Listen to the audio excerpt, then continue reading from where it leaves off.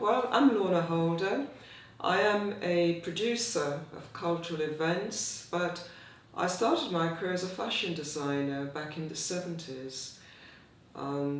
Graduated from Nottingham Trent University in 1975.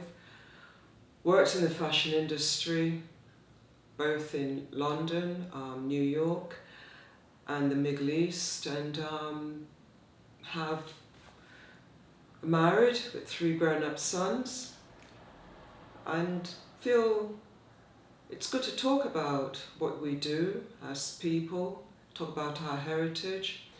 So in 2003, when people were talking about Caribbean migration here, talking about the Windrush, I want to know what they were talking about, because I know for the fact that I came here in 1959 at the age of 7, but which made me very much part of that Windrush era, but I didn't actually come by a boat, we flew here. So I wanted to find out that connection, so I started to interview people in my family, find out more about my Caribbean heritage, and then realised that so many of us made choices in how we arrived. A lot of people came by a boat, a lot of people came by a plane, and I started interviewing people and gathering their oral histories, how they lived, where they lived, the living conditions, and then wrote 8 monologues titled Living Under One Roof.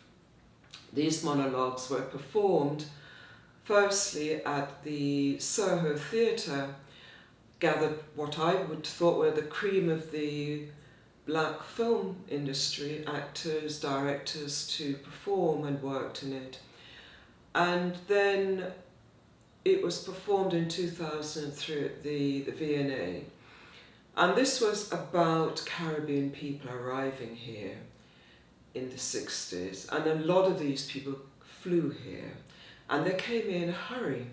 They came here because they heard of such wonderful things are happening in England, and they want to be part of that. They came because they want to get away from loved ones, they want to come and meet other people, they want to experience what it's like living in England. They only came to stay for 5 years.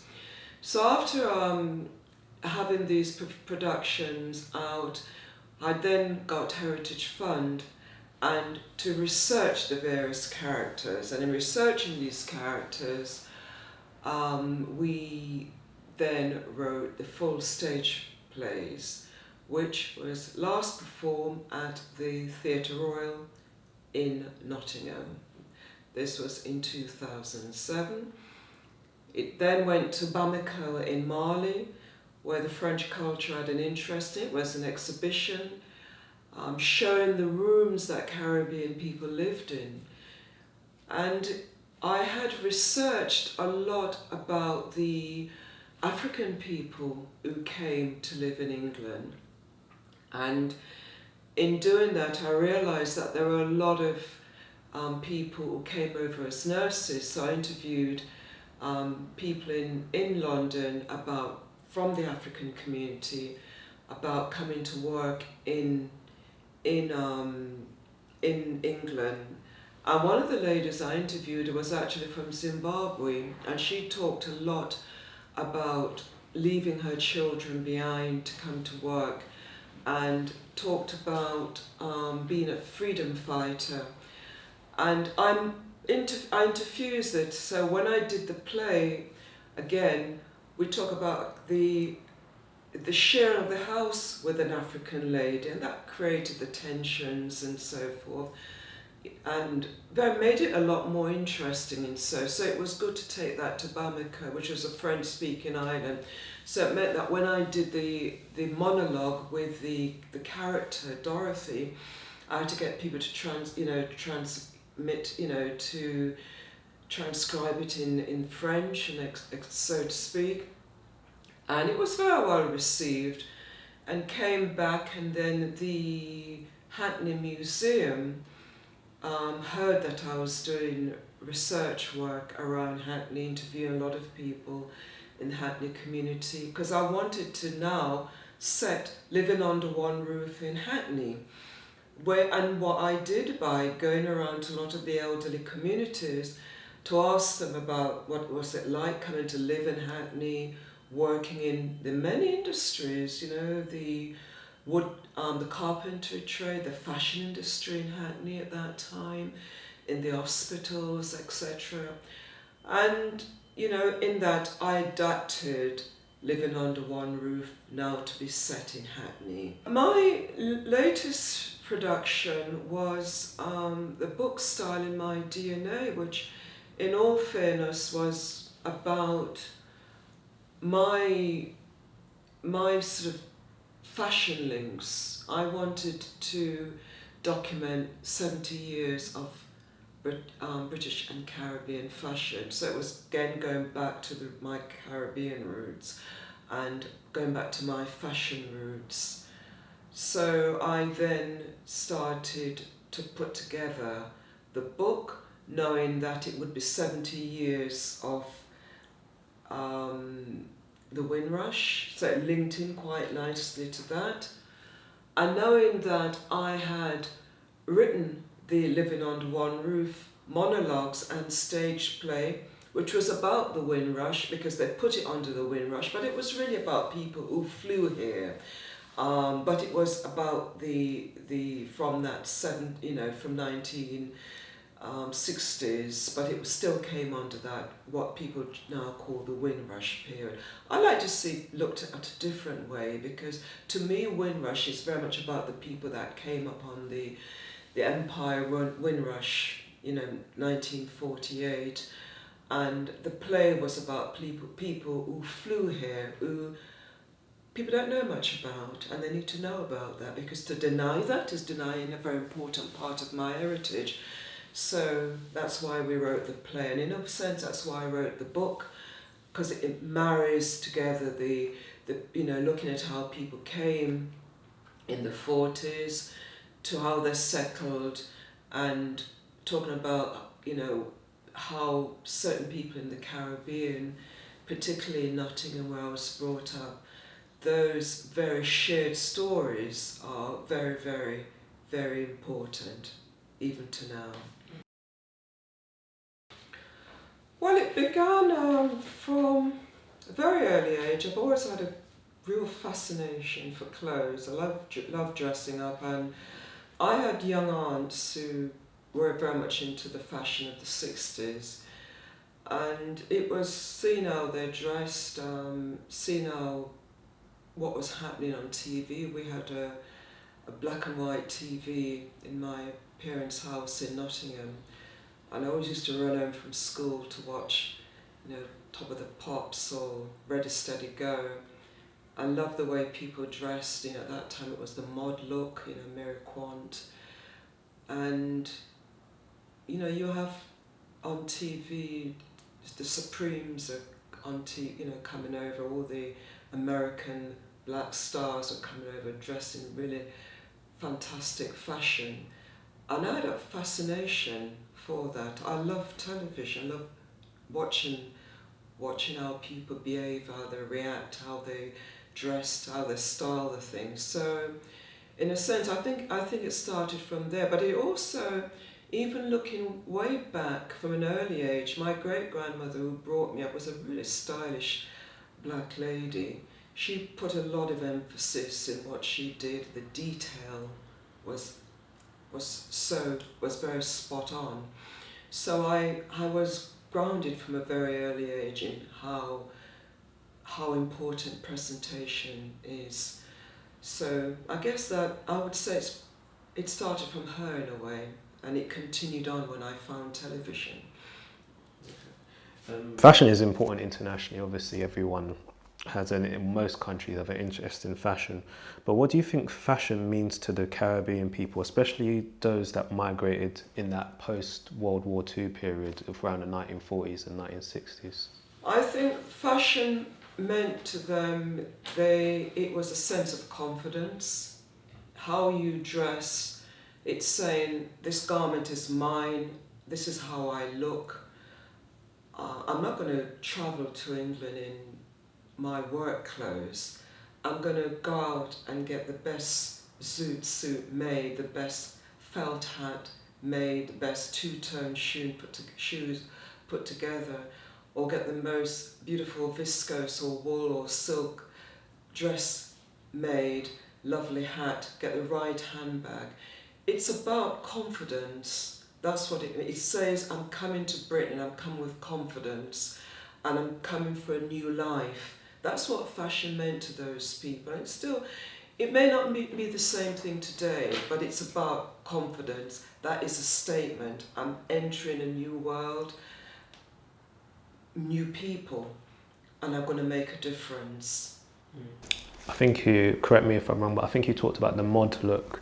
In terms of influences, were there any other influences from any other cultures that Caribbean people were taking in that period as well? Yeah, well, towards the 70s, the influence was very much African influence. We're talking about 72, 73, but obviously it came a bit, could be a bit earlier when it's about when we became more conscious. Civil rights movement, back to Africa, where a lot of women started to plait their hair or having natural hair. I think a lot of that did come from Africa in that way. But towards the end, it became a fashion statement. But in those days, it was very much a political movement. So it's very right to say that the African influence was quite strong in our sense of identity. The wearing of the dashiki, the wearing of African prints. It phased out towards in the 80s and 90s, but now 2000s, it's coming back in a big way. So I think in the late 60s, early 70s, it was very much from Africa. We did have a lot of Indian influence as well, with a lot of the cheesecloth fabric, and a lot of Oriental influence of people that were loving, the kimono, certain kimono styles that were out, which was obviously Chinese influence. But all in all, I would say very much the African influence was very much from a Caribbean perspective. I do think about sometimes in terms of Caribbean people migrating here, did they take in any influences from the people around them? Because what I do think about, still to this day, there's a trend with Clarks, for example. Many people still like the Clark shoe in Jamaica. Do you reckon there were any other influences that they took from the people locally, or was it? I think they did. Well, they wore miniskirts, didn't they? They wore hot pants. That's all British, European influence. People straightened their hair. The mod influence. They had the bob cut. The boys wore the bomber jackets. Influenced people from James Dean, Marlon Brando. The leather bomber jackets were very big. They wore jeans. They wore the boots. If you look at images from the Roger Main images from the 50s, when a lot of Caribbean people came here, they were very much into what was happening in cinema at that time with Brando, Rebel Without a Cause, with James Dean, Rebel Without a Cause. So there was a huge influence of, what was happening in Britain then. Caribbean people were influenced a lot from the cinema and from television, as I was. So it's hard to say that you're in a country, you're not going to be influenced by the culture. You were, in that sense. However, just to flip it around on the other side, how much of an impact do you think Caribbean people and their fashion sense and their culture had an influence on Britain itself? Huge influence, because when the people start coming here in huge groups from 48 onwards, obviously there were a lot of black people here before, but that large group of Caribbean people, we must remember it was after the war. Britain was bombed out, London was bombed out with the Blitz, etc. And the English people, they were down to probably 1-2 skirts, knitted tights, and men wearing the utility clothing. Utility was very slimline cut clothes, very basic clothes, very dark colours, you know, browns and blacks, navy. Not at all effeminate, very work-based. And then you saw Caribbean people coming with all the brightness and all that swagger. And, you know, they were looking around and they wanted a part of that. So you got in the 50s, people were starting to manufacture synthetic fabrics, brighter coloured fabrics. And they were looking for a way out of getting away from this bleakness which the war brought, and it took a long time, because you must remember rationing went on, I think, to 1955. So when a lot of black people came here, they came into a country with rationing. And I think we influenced the British culture immensely, in the sense of colouring, in the sense of how the confidence, again, in wearing clothes, and in the sense of creating that rebel approach in fashion, which in a sense moved over, to the mod look in that way. So we were very influential in British culture, music, fashion, lifestyle. Caribbean were very much centre of that. You earlier just talked about Africa as coming back in terms of the influence, but you said in the book I read that you think that it's changed. It's more about personality as opposed to fashion trends. Is it about personality, or is it about fashion trends still, or is it a mixture of both? I think personally you find now with this celebrity culture, that is what's selling fashion.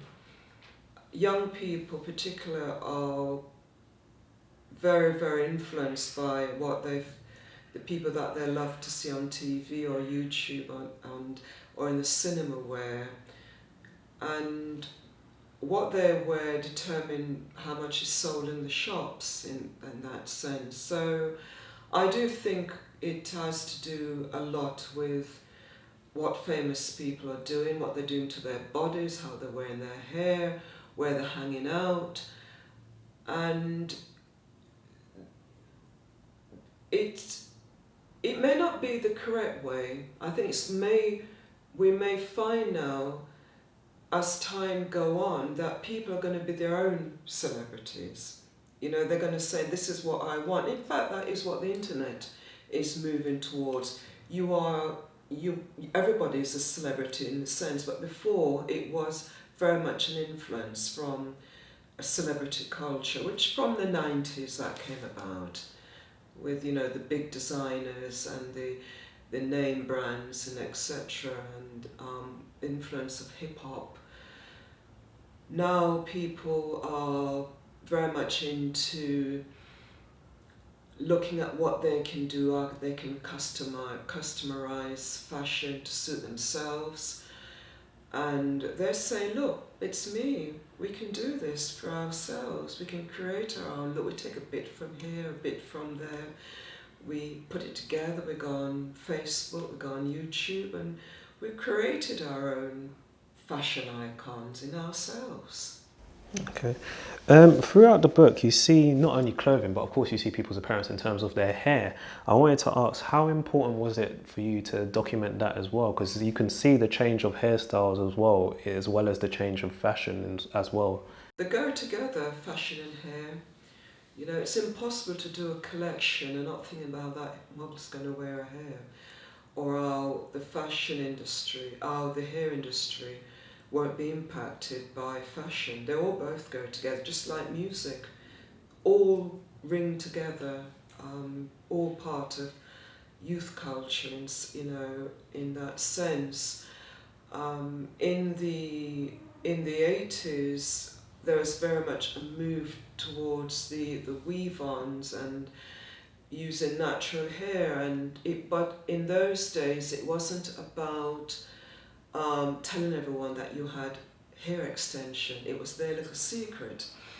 So it was very much more of a natural weave as opposed to what it is now, which is everyone know you're wearing a weave or you have a wig on. It's no big thing. So but in the 80s and 90s, it was more hidden. You had long flowing locks, but people weren't sure if it was your real hair or not. Mm-hmm. But now you say, well, I've got a wig, so what? Yeah. I've got a weave on, so what? It's that attitude has come to it. So you come into your own in that way. But I think people now are moving more towards a natural look, but we can only do that because the hair care products have moved on. People the manufacturers now are doing products more organically than before. So it's more easy now for people to manage their hair better and to feel that it's fashionable, as opposed to think, well, I've got a very short afro hair, but it's not really the trend. Everything goes now. So I think fashion and hair, you can't separate it at all. And of course, we talk of the dreadlocks, from something, it came in its own in the 70s, and it was really the Rastafaris, through Bob Marley that made the dreadlocks popular as a fashion brand. And people see it no longer, obviously when it came out it was through religious means, but people now look at it as just a fashion brand. And it became popular, through famous people like Bob Marley and, other, popular Caribbean or African stars of that time.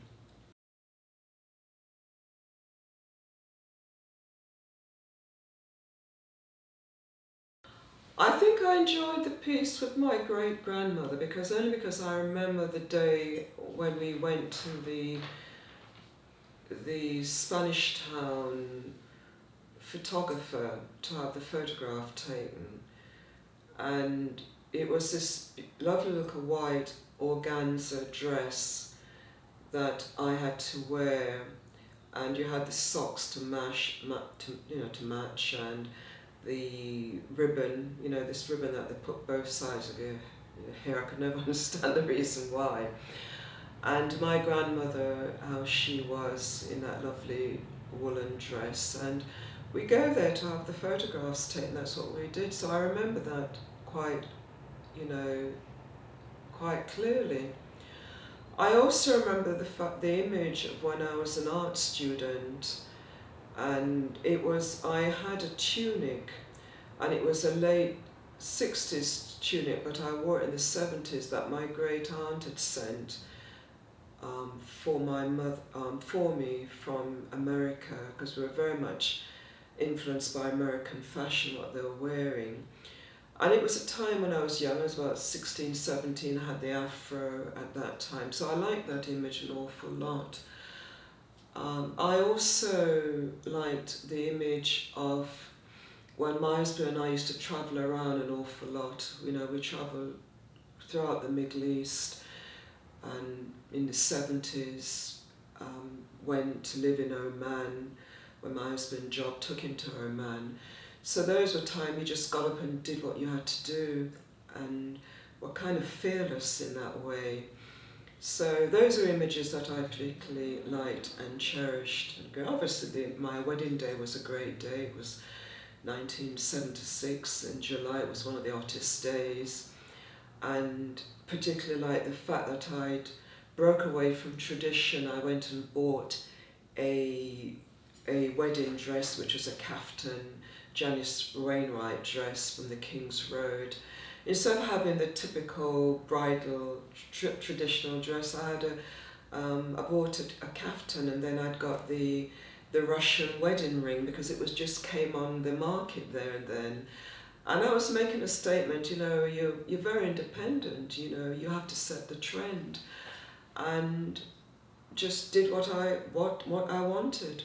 I know exactly the photo you're talking about, and that's one of my favourite photos, in fact. That's one of my, and I also like the one where there's a gentleman and he's sitting on a, I think it's a stool, and he's making a kind of pose, and I can't remember exact detail, but he's wearing a hat, and I know this woman at the event actually talked about it being her father, and he just looked particularly stylish. You could tell he was a person that thought about the detail. About the detail, because in the picture where I was talking about the cardigans, knitwear, people were doing a lot of knitting at that time, and I couldn't find many pictures. I had one or two of people in knitted garments, and I asked Yvonne, and she said, my father had sweaters and things, knitted sweaters, and she presented me with these photographs, and I thought, good, that's just exactly what I was looking for. And he was in the trilby hat and the knitted cardigan, and he had all the settings, and around him. And these are photographs that they took to send home to the Caribbean to show people, their environment, how they looked and so forth. And so yes, you're quite right to have picked that one out, because photographs were used to document, our lifestyles. It's how Caribbean people communicated with each other then, photographs and letters. Because the photographs that we took in Jamaica with my great-grandmother would have been sent to England to my mother and relatives, and my mother in turn would have taken photographs to send home, to show how she was in Britain. So it's the same thing with Yvonne Bell's father. He was sending those pictures home to say, this is how I am, this is how we look, that's the fashion that we're wearing now. Great way of documenting. Just what you're doing now, you're documenting, you're filming. So that's what we did in photographs, and then through photography then. You touched on it a little bit earlier, but what is the importance of this book? And we're not just talking to the Caribbean community, we're talking to everybody in Britain, whether beyond the borders of Britain, people that are interested in fashion, people that are generally interested in history. What is the importance of this book, do you believe? I think the most important thing about this book, it's about social history.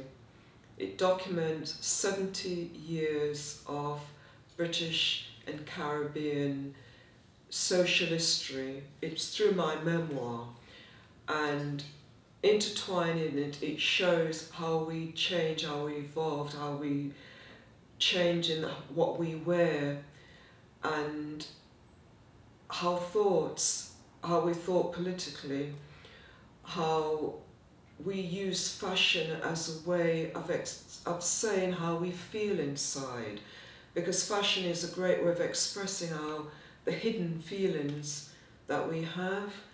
And many people, when I was asking for images of, to share in the book, they said these images are so important to us because those images tell me what I was doing at that time. It tells me what age my child was. It tells me what house I was living in, what room we stayed in, and it tells me the type of hardship I went through to put that garment on, where I'd worked hard and how I chilled out. So, and it also tells me how I related to people within our environment, the English people, how we related to them. And so it's a great piece of social history. That's how I looked at it, but it's told through fashion. It's not an aggressive way of doing it, it's a very laid-back way, because fashion and how we dress is very much how we say to ourselves, this is how we are now, this is how we feel. And it's all documented in that book, and it's telling individual stories of their achievement as such. I realised that you went with your own publishing company for one thing, and also how important was it for you as a person born in the Caribbean you've come over to this country, especially as a black woman, how important was it for you to take care of this narrative, bring this narrative to light? Because sometimes narratives can be taught by outsiders in quotations, and that's not necessarily a negative thing, but how much did you want to bring across this narrative as a black woman? It is very, very important for me, because as I said at the beginning, when I was kind of wondering what's happening about Caribbean people arriving here, and then I went to research my Caribbean journey here and felt that I had to tell my story, because the stories that I was being told weren't written by necessarily people of Caribbean heritage.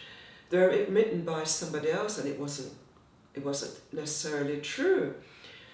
So it was important, especially after publishing 4 to 5 books previously, that I told the story and not sort of give it to a publisher. I could have got another publisher to do the book. Mm-hmm. I could have applied to Heritage for funding for the book. I wasn't interested in that.